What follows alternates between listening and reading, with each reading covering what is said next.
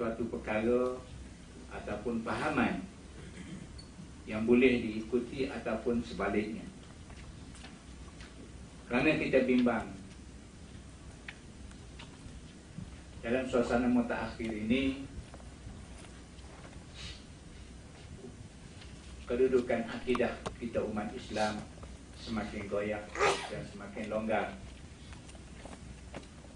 Apalagi bila mana hadirnya satu jenama dalam Islam yang baru ini, 10 prinsip itu kita bimbang dalam tempoh 10 tahun akan datang, anak-anak kita akan menganggap itu adalah satu rukun Islam yang baru.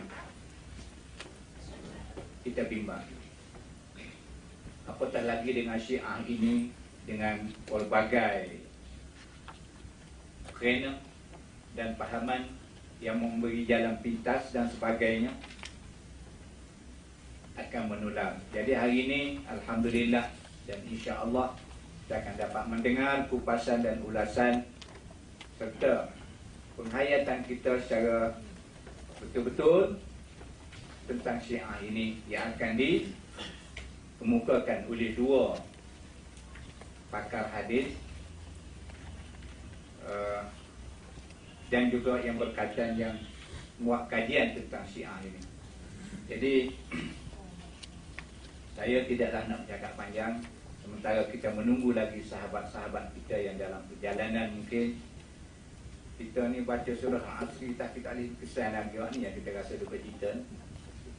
Baca juga surah Asri, suratul Asri macam bukti yang jadi. Patutnya bila kita baca suratul Asri ini dapat membentuk dan mendorong kita supaya menepati masa.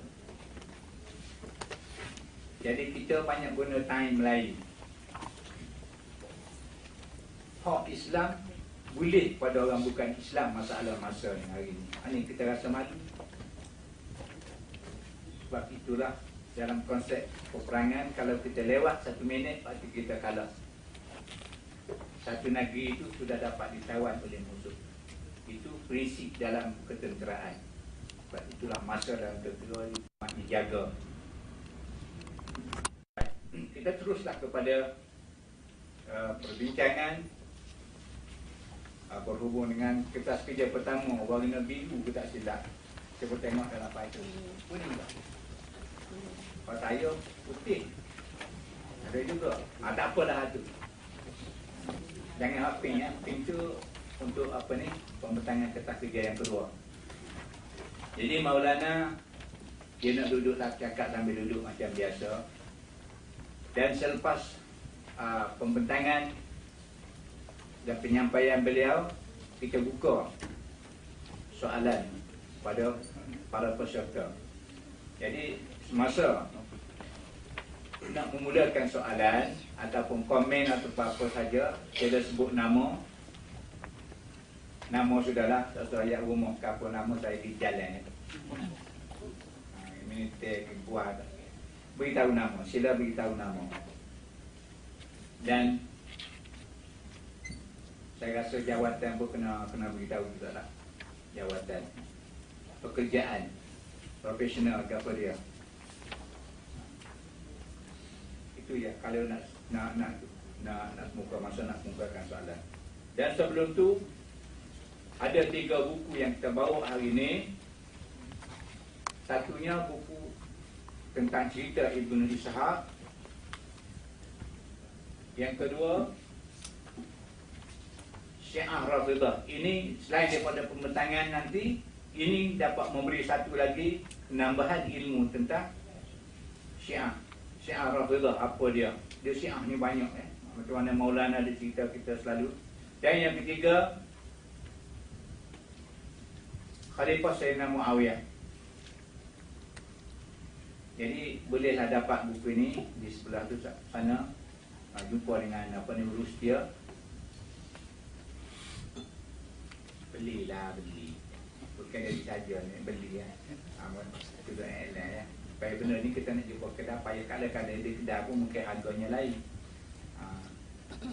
Jadi untuk tidak melengahkan masa dan tips kita pun belum sampai lagi, tak apalah, mungkin mereka ada urusan. saya dengan segala hormatnya, saya tak payah cerita lah latar belakang dan biodata Maulana.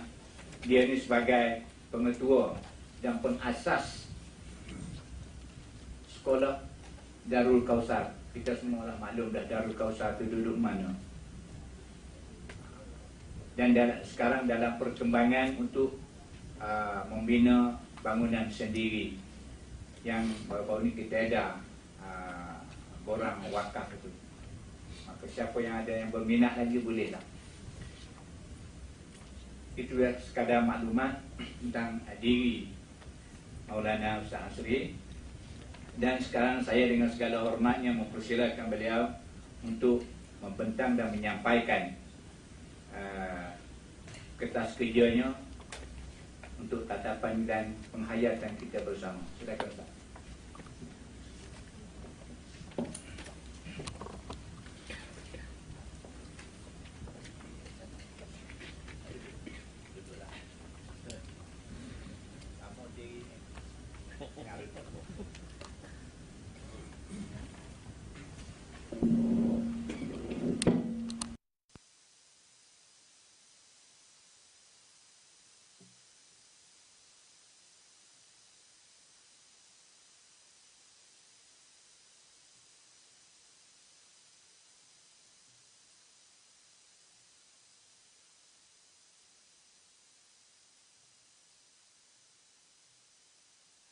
Yang mulia Tuan Pengerusi,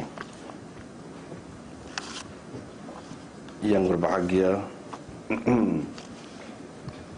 Profesor Dr. Isa,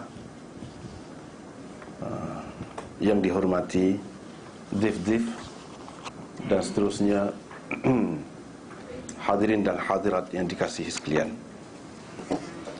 Tajuk perbincangan kita pada hari ini ialah tentang Syiah secara khusus. Kertas kerja ni sebenarnya sudah lama ditulis. Telah lama ditulis. Dan mula-mulanya dibentangkan di Johor. Kira-kira 15 tahun dululah.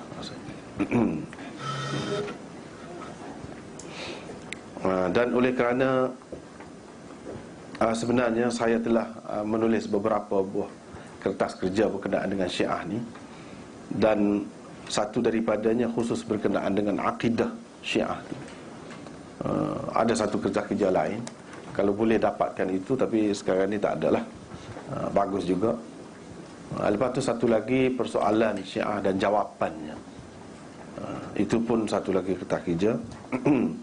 Kalau boleh gabungkan semua, dan sekali dengan buku Syiah Rafidah itu, baik benar lah.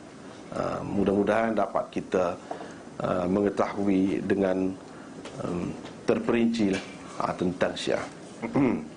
Walau bagaimanapun dalam kertas kerja ni, sebabnya dipilih kertas kerja ni, dia menyentuh serba sedikit tentang ajaran Syiah itu, dari segi akidahnya, syariahnya, akhlaknya,